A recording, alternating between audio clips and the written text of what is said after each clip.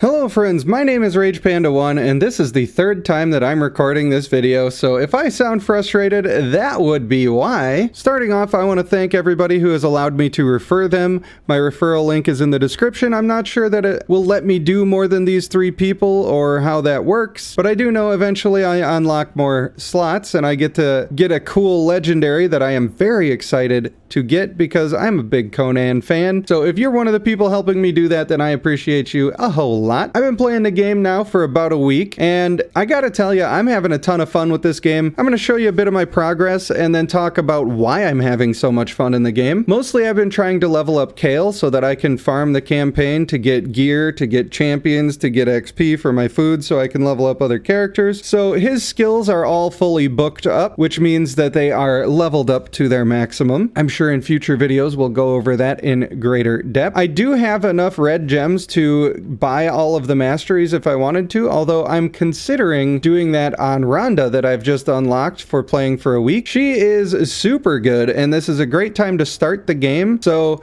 if you haven't started the game yet, then go ahead and use my referral code in the link below, and then make sure that you look for some of the new account redemption codes that you can put into your game, because you can get other good champions as well. I think Mordecai is one of those, and he's supposed to be quite good, although I don't know everything about every champion. So in terms of gear, Rhonda is my best geared character. It's absolutely nutty, the kind of gear that I have on her. She's got speed boots with attack percent, HP percent, and crit rate. The only bad thing here is that I wanted these bonuses to be going on to crit rate or attack percent, but you know what? HP percent is still pretty good. If you don't know, then the lowest HP person on your team will generally be targeted by the AI in this game, so having a higher amount of HP protects you from being the main target, and if I'm going mostly DPS on this person, that can be a good thing. But we got plenty of speed, plenty of crit, plenty of attack percent. We're going 4-piece lifesteal, so 30% of the damage I get back as health. And then of course, we've got our 2-set Cruel bonus, which is a 15% attack bonus, as well as ignoring 5% of the enemy defense, which is basically the big part that you're going for here. A lot of people just run 6 pieces of that set to get that bonus 3 times. So aside from that, the gear on my characters is not that great. Honestly, getting gear in this game can be a bit of a challenge. It's a bit RNG and it's a bit of a gamble, but you get to keep farming for it and you get to keep trying to get the stuff that you want to get. So that's the thing that is really fun for me. And if you like a game where you can just go for god rolls and just keep trying to farm to get the best thing for your account, and you're okay with the fact that you're not going to get the best thing every single time a piece of gear drops, then this is going to be the type of game that you're going to enjoy quite a bit, as I do. Speaking of RNG, especially if you're free to play, you're not going to have a lot of control over the legendaries and epics and characters that you get, but I feel like I got pretty lucky today when I recorded this video for the first time. I got myself a Skathix, who, now as I said, I don't know anything about the champions in this game. There's like almost 800 of them or something. There's too many of them for me to even have looked at by now, but this guy has a shield. It removes a debuff from your allies. It puts a shield on that blocks debuffs and blocks damage based on 20% of this champion's max HP, which seems pretty huge. It starts with a 6-turn cooldown, which is a lot, but with just 2 books, it'll go down to 4 turns, and then that seems like it's going to be incredible. Once we get our 3-star ascension, it looks like we unlock a passive, where if I drop below 30% HP on this champion, I get a block damage buff on this champion for 1 turn, which just straight up blocks the next hit that I would take, as far as I understand it, so that's very cool. And there's some more stuff about this guy that's awesome, but we'll go over that at another time. We also unlocked Tuhak the Wanderer, which seems like a pretty decent champion as well. A lot of his abilities get stronger when he's below 50% health, and he also has this ability that reduces the damage that he takes when he's below 60% health. So that can enable him to do his stronger versions of his other abilities without being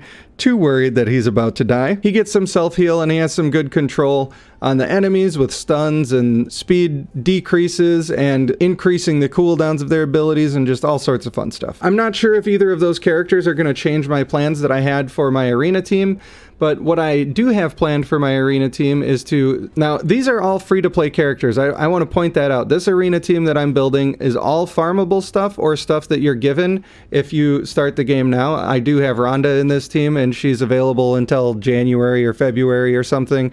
You just have to log in for a week to be able to get her. Eris is farmed from a stage in campaign, and she has an ability that's going to increase the speed of all of my allies for 2 turns. And if I use that at the beginning of the match, if I make it so she's the first person to go and she uses that, then I can usually ensure that the rest of my team is going to go before the whole enemy team, and that's pretty essential for this plan. So she goes, buffs our speed. War Maiden goes. War Maiden is another farmable character from campaign, and she has an area of effect decrease in defense. When she's ascended to 3 stars, that's a 60% decrease to the enemy's defense, which is absolutely huge. So after I ensure that my team goes first, I then debuff the enemy as much as I possibly can on that defense. And then I bring out Rhonda with her giant flaming fists of fury, and she attacks the enemies 2 times, dealing 30% increased damage if they have more than 50% HP. So in the arena, when she's built properly, she's going to be absolutely crushing people, and oftentimes probably just one-shotting the enemy team if they got hit by that debuff.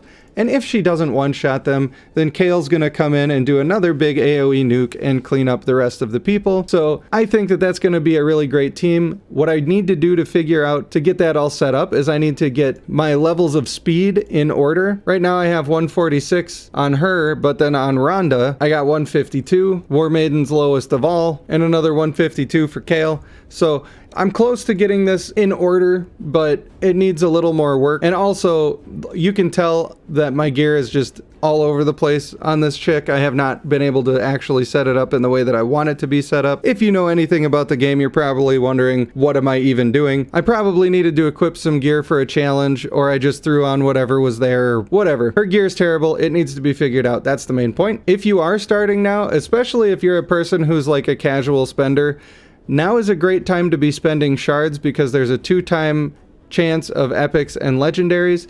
There's also a simultaneous event that gives you a 10 times chance of summoning Jorgid the Breaker, who's supposed to be very good in PvP. That's just what I heard on the internet. That doesn't mean it's necessarily true. Don't at me if you're not happy with him when you get him. But having this double event on is a great way to get yourself some legendaries to start with. If you don't want Jorgid, I believe you can wait a couple of days, and yeah, his event falls off, and then you have 1 day left to get your 2 times chances on the other shard. I was a little sad that the ancient shards are not also 2 times right now, but it is what it is. We'll just wait until those are actually 2 times, and then I'll summon on them.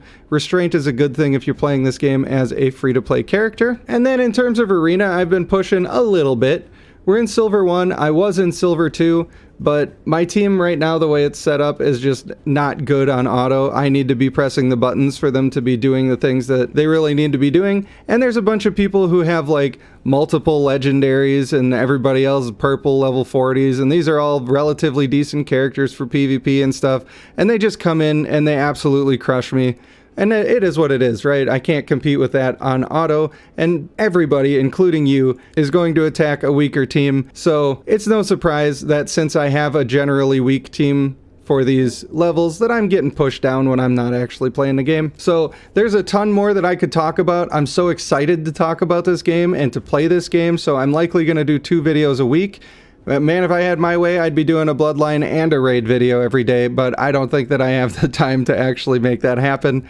I really hope that you'll come and play the game with me. Don't be afraid about the pay-to-win stuff, guys. It's only pay-to-win if you demand yourself to be at the top of the game. If you're okay with the adventure and having fun, then you get to have fun, you know? You don't have to be at the top right now. You can just play and get your incremental increases on your account and be happy with it. That's what I've been doing. That's what I think you should try to do, because we're all going to have fun together. Come join the Rage Kingdom. For now, I want to thank you for watching. I have been Rage Panda 1, and I will see you in the next one.